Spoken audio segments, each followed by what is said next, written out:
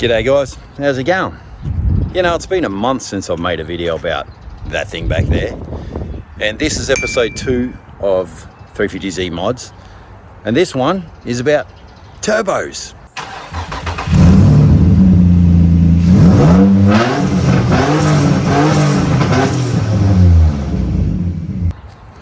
So who doesn't love the sound of a great turbo? I mean, listen to this.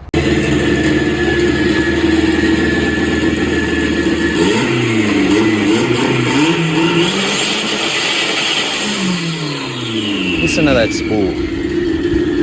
And then the blow-off valve. Don't we all enjoy that? Well, some of us do anyway.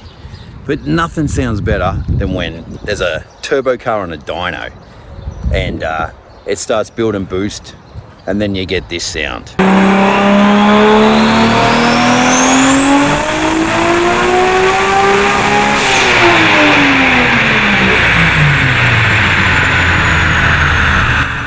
I mean, that is amazing to me.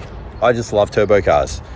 So today we're going to be talking about turbos for the 350Z and the choices you have.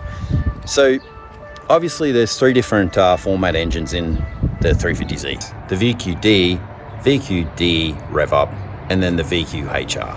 The difference is the VQD, you can get around 400 horsepower safely. The rev up, you can go up to around 450, and then the HR, you can get to about 500 horsepower. And that's obviously with stock internals. Unfortunately, the bottom end of the VQ engine is quite weak, and over 8 pounds of boost, you're gonna probably bend rods. Now this baby right here, under the bonnet here, she's been boosted for nearly 10 years. I think actually probably close to 11 years now. She needs a re-ring, so I'm gonna have to do a rebuild on this sooner or later. But anyway, let's take a closer look and then we'll talk about some of the different brands of turbos you can get. Now just real quick before we move on, a lot of people don't even know how a turbocharger works. Basically, it's recycling exhaust gases. So you're venting exhaust gases to the turbo, which turns a turbine, which sucks cold air in and then blows it into your engine. So it's called forced air induction. You can have turbos or superchargers. Now the difference between turbo and a supercharger is turbo again uses exhaust gases, whereas supercharger uses a belt. So you're actually robbing power to make power with a supercharger. Some people prefer to go supercharged. I love turbo. So my LS car that I'm building will be probably turbo on that eventually.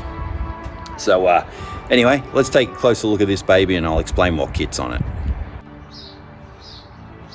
All right, what we have here is a Turbonetics setup. All right, everything on here is Turbonetics except for the blow-off valve, which is a tile, and I've got a Precision 6262 turbo.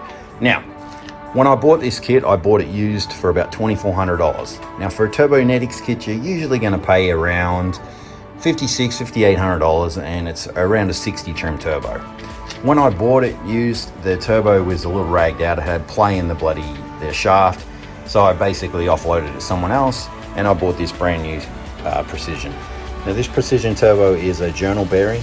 You can get it in a ball bearing as well. The ball bearings are going to run you maybe $1,200, $1,300. The journal bearing was around $800. Good for between 700 and 800 horsepower. Just running 8 pounds of boost, which is mild, and that basically keeps the bottom end in check because it is a stock block. Now, the way the turbo kit works is this is your cold side, okay? This is obviously your cold side, and that's your hot side. So the exhaust gases vent to here, and they basically cause the turbine to spin in there, and then it sucks cold air in there, vents it up through this piping in the intercooler straight into the engine. Now, when you've got a stock block, you're limited to what kind of boost you can put through the engine. So this is set at 8 pounds, and how that works is there's a wastegate down the bottom of the piping, and it has a spring in it that's set to 8 pounds. So what happens as soon as the pressure builds to 8 pounds, the wastegate opens and it will vent the boost. So no more boost will go into the engine, obviously causing damage. Now, I've heard people running 10, 12 pounds on stock blocks, but they just don't last as long. Now, like I said, this one's been turboed for about 10 years now. So she is due for a rebuild. She's blowing a bit of smoke under boost now, but you know what? It is what it is, and it's still bloody going. So, now what I wanted to tell you too, there's a few different turbo kits, all right? Like I said, this is the Turbonetics kit right here.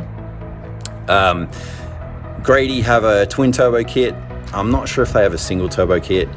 And then Momentum used to have a single turbo kit as well. The Momentum kit was very similar to this. I believe Momentum went out of business though, which is a shame because they had some quality products. There's obviously cheaper options out there as far as turbo kits go. Go for it. It's cheap. It's not going to last. Probably going to blow your engine as well. Godspeed have a pretty cheap kit out there that you can put on your car. I've heard some mixed reviews about it, but you know, unfortunately with these things, you got to spend some money to make it work. Basically, turbo kit fitted with turbo and everything, you're looking at probably around $9,000 to $10,000 unless you do it yourself. Now, honestly, if you're going to do a turbo build on your car, do it right, build the block. I wish I did, you know, but I wanted to spend money on the outside of the car as well. So I had limited funds when I did boost it. Building the block, obviously going to be using forged internals. That's going to make all the difference. You'll have to run a different fuel system, bigger injectors and things like that. On this particular turbo kit, it comes with 440cc injectors and a 255 litre per hour fuel pump. So you definitely have to replace those things because otherwise you're just going to fuel cut the whole time.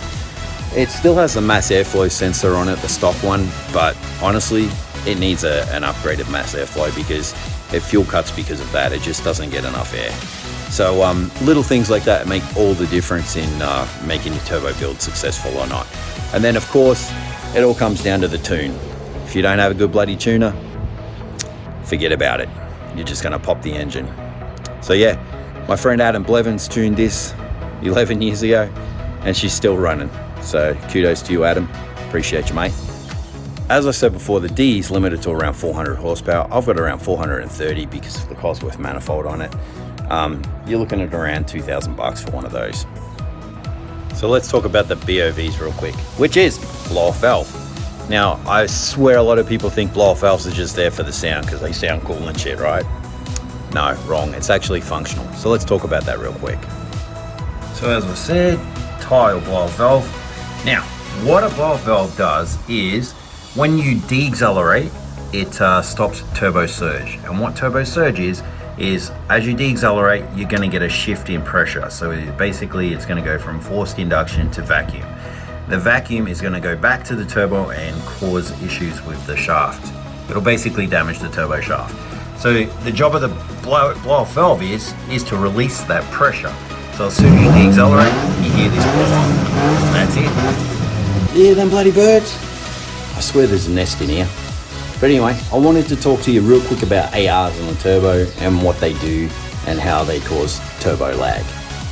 Alright, so just looking under the bonnet now. So cold side, hot side. Now, what I was talking about ARs, okay, so you have an AR on the cold side and an AR on the hot side. And what that is basically the size of the inlet.